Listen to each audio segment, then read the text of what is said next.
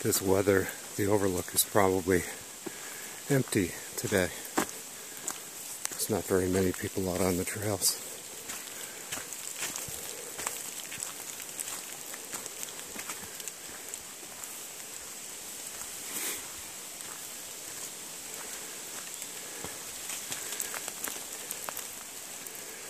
And here we are.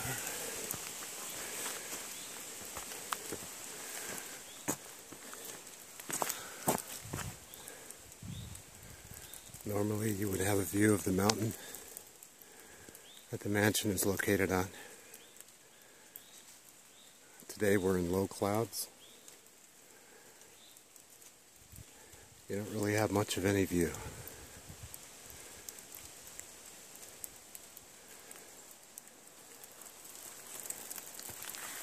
And on I go. After the scenic vista, there's a gradual 1.5 mile downhill. It takes you down to a nice little park, picnic area. Good place to take a break.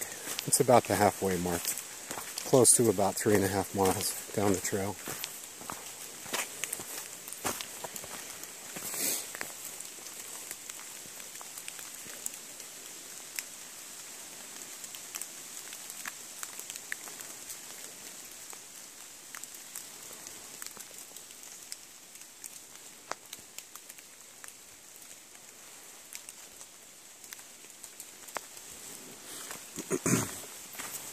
Haven't seen any squirrels or rabbits or deer or bear. Did see a partridge in a pine tree though. That's about it. Autumn leaves. On a succotash plant. Wait, no, succotash is corn and lima beans. Yep, that's a corn and lima bean plant back there. Sassafras. This trail gradually takes you down to the road. The downhill from the scenic vista overlook. But before getting down to the road, you want to hang a left at Albuquerque.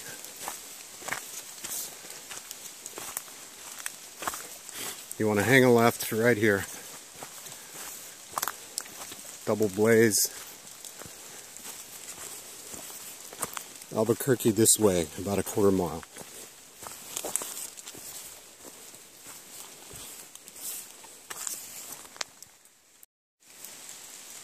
Working my way down to the picnic area and pavilion.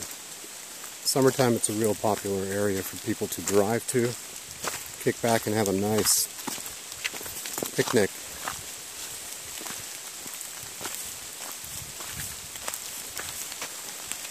It's a good place to have a picnic in the summertime. Get away from things. Today, it's the dry spot. So it'll be a good place to take a break at just about the halfway point of the hike. Doesn't that look awesome?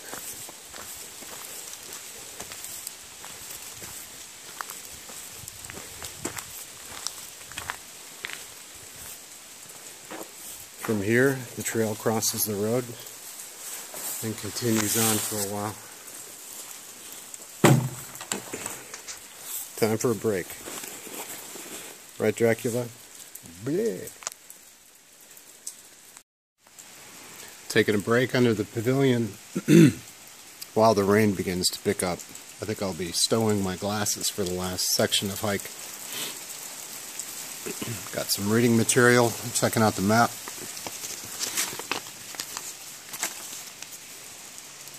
This is actually a good guide to have. It's a very neat environmental center.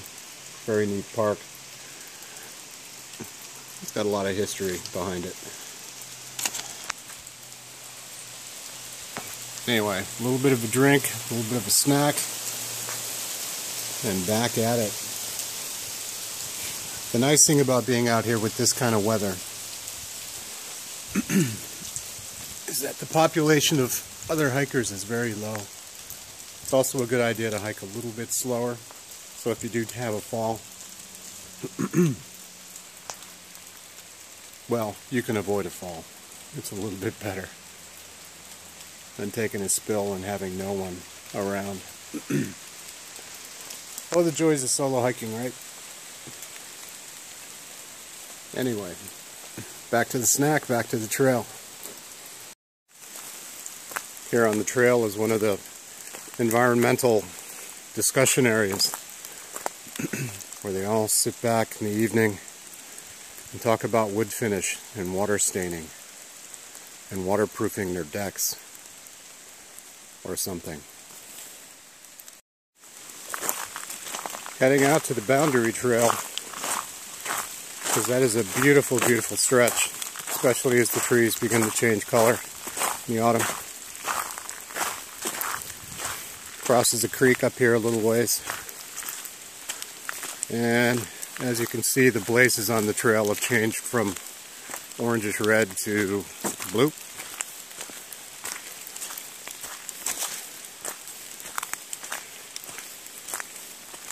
If I tie all these videos together and post it, it's an experiment just to see how a handheld phone works as far as posting videos.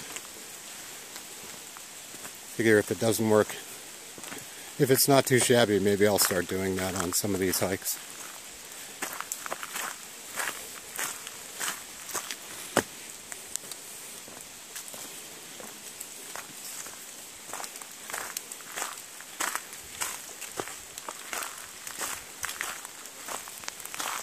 Watershed Trail, 1.8 miles. Every time I'm here I have to pull out the map to see if I should go that way or this way. And then I saw the sign on the other side. To Boundary. So that's where I'm headed.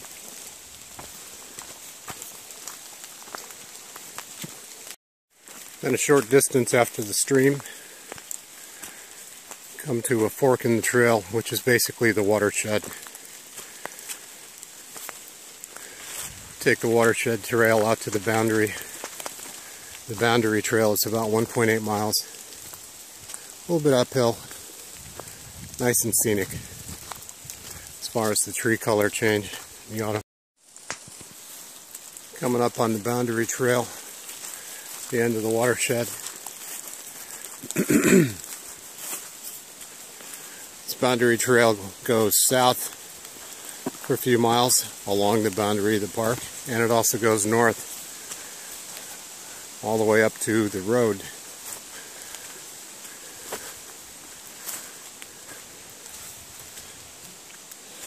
Out here on the other side of the boundary, after spending years in Arizona hiking, this almost looked like a burn to me. But actually I think it's because it's on the other side of the boundary. Out in here it's probably been logged. And more than likely, it's a really good deer hunting area. Anyway, northbound on the Boundary Trail up to some of the scenic air, some of the prettier trees, for goodness sake. On I go. Here the Boundary Trail begins uphill. Kind of lets you know that the next 45 minutes are going to be a little cardio. Nothing horrendous. It is cardio with a view. I mean, it's not South Kaibab or Bright Angel Trail, but you have shade. And that's a couple awesome. Anyway, 45 minutes of huff and puff and a beautiful view. This was the stretch where Laura Lynn took those awesome pictures last year of me walking underneath all the great changing colors. Looks like I'm off by about a week, maybe 2. I'll see if she and I can come back in 2 weeks They're having a fall color hike on October 10th and 11th next weekend. I think it's next weekend. Anyway, yeah, a little bit too early here. Some of the leaves have fallen, but the oaks and maples, they still have a little ways to go yet. Okay, all for now. One thing that's always encouraging when you're hiking an uphill trail is when you see a horizon on the trail ahead, telling you you're about to level off or at least go downhill. That's a couple of sauce. Awesome sauce. So in this pretty stretch right here, even the blueberry plants are changing color. It's just really cool. Now, once you reach the top of the hill on the Boundary Trail, one trail forks to the right. It's a Locust Point overlook, and it gives you a good view of the mansion, one mountain range, one hill away. However, today, probably not going to have much of a view at all. So, and Google Maps, by the way, says this trail right here is a minute quicker. So I'm all about that. Wouldn't that be cool? Then on the Boundary Trail, you take a long downhill. Then the trail forks to the right, continues on down the hill, and crosses the road. Joins back up with the Locust Trail, the overlook that wasn't taken about a mile back.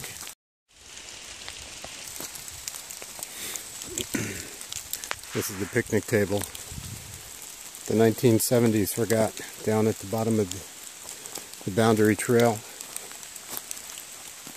You cross over, cross a creek, head up a monster ridge to a nice scenic overlook, and then from there back to the trailhead where you originally started.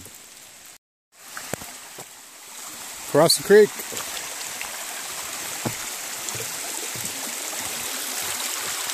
Ooh, across the creek. Now up the Monster Hill. You want to go up and see the overlook when the weather permits. Take the Ridge Overlook Trail. It's a nice cardio half-mile uphill. I'm actually going because I know there's not going to be a view. I'm taking the Kings Gap Hollow Trail, 1.7 miles, right back to the trailhead.